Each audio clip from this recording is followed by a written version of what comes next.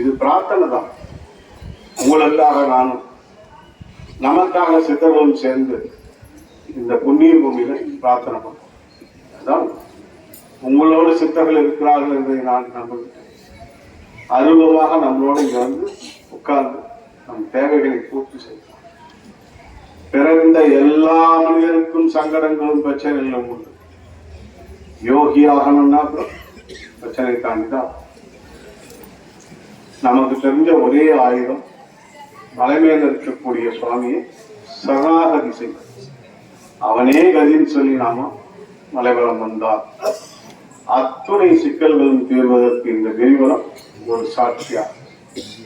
போன ஆண்டு வீல் சேர்ல வந்த ஒரு அம்மா கர்லேஷா டாக்டர் 11 நாள்ல சரியா எங்க பார்த்தது. இதே கிரிவலத்துல வீல் சேர்ல சுத்திட்டு வந்தோம். எதுக்கு இதை சொல்றேன்னு சொன்னா, மிகப்பெரிய பாக்கியத்தை நமக்கு சுவாமி இந்த மலையில கொடுத்திருக்கிறார்.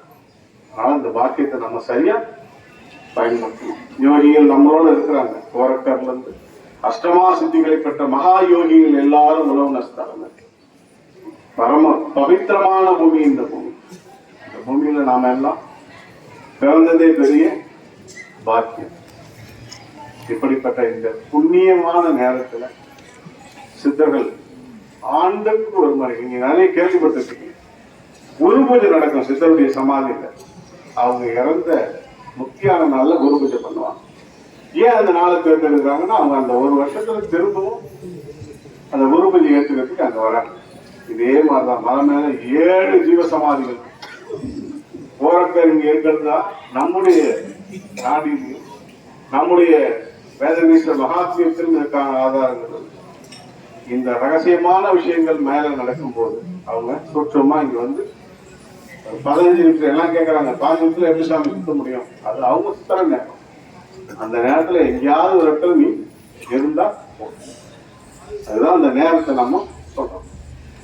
அதுக்காக நம்ம வேகமா ஓடணும்ன்ற அவசியம் எல்லாம் கிடையாது. அந்த நேரத்துல ஒரு நொடி நீ நின்னா போதும். நீ பேசினா அவங்க பேசுறத உன்னால கேட்க. நீ அமைதியா இருந்தா உன்னை தாண்டி போட்டு நீ உணர முடியும். இதுதான் நிதர்சனமான ஒரு உண்மை. அடுத்து ஒரு முக்கியமான 3 தகவல்கள் நான் இந்த கிரிவலத்தில் உங்களுக்கு சொல்லணும்னு நினைக்கிறேன். முதல் தகவல், தர்மங்கள் நிலை தவறி போயிட்டு இருக்கிற இந்த நேரத்துல உங்க பித்திருக்களுக்கு செய்ய வேண்டிய காரியங்களை எந்த காரணம் கொண்டு விட்டாங்க கண்டிப்பா செய்யும். அமாவாசையில நாம காலகட்டத்தில் நம்ம வீட்டுல சாப்பாடு போட்டுருவோம். இப்ப அந்த மரபு போயிட்டு விட்டோம். அதனால யாருக்காவது வெளியில இருந்தா கூட ஒரு சாப்பாடு வாங்கி கொடுத்துட்டு உங்க பித்திருக்களை நீங்க பிரார்த்தனை பண்ணி. 2வது முக்கியமான ஒரு விஷயம், ரொம்ப முக்கியமான விஷயம் இது. ஒவ்வொரு கஷேத்திரத்துக்கும் ஒரு பரிகாரங்கள் உண்டு.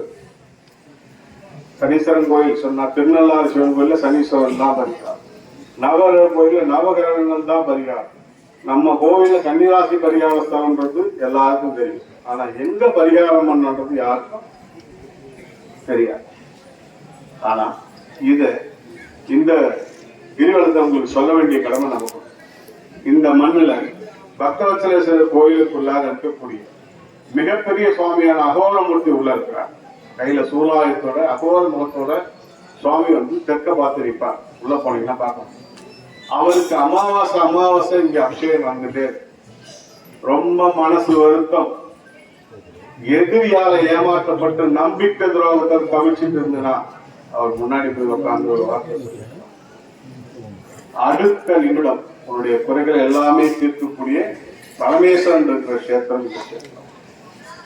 இப்போதைக்கு கீழ்கோயில்ல அகோரமூர்த்தி அவர் அமாவாசையில போய் தரிசனம் பண்ண, அங்க நீங்க பிரார்த்தனை பண்ணீங்கனாலே போதும். கிரிவலமும் ரொம்ப முக்கியம். இன்னொரு செய்தி சொல்லணும். ஒரு சங்கடமான செய்தியாக தான் இது இருக்கும். இருந்தாலும் இது சொல்ல வேண்டிய காலகட்டம். போன கிரிவலத்துல நாம கண்டிப்பா முருகனுடைய ஆட்சி தொடரும்னு சொன்னோம்.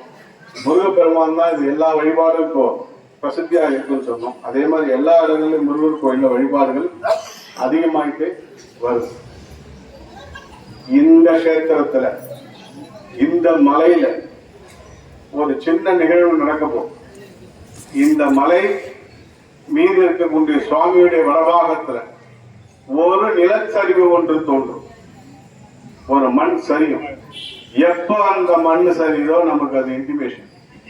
நம்ம மலையில திருவண்ணாமலை நம்ம பார்த்தோம், மலை மிகப்பெரிய மலை, அதுல மண் சரிவு வந்ததே இல்லை பார்த்தோம். ஆனா திருக்கழுகுன்றத்துல ஒரு மண் சரிவு வரும்போது நீங்க எல்லாருமே தர்மத்தை நோக்கி பிரார்த்தனை நிச்சயமா பண்ணணும். இது ஒரு மிக மிக முக்கியமான நிகழ்வு. எப்போ வேணாலும் நடக்கும். நமக்கு தேவை நாம சுவாமியை பூரணமா நம்பி கிரிவலம் வரணும். சுவாமிக்கான எல்லா தர்மங்களையும் நாம செய்யறது இதுதான் நமக்கான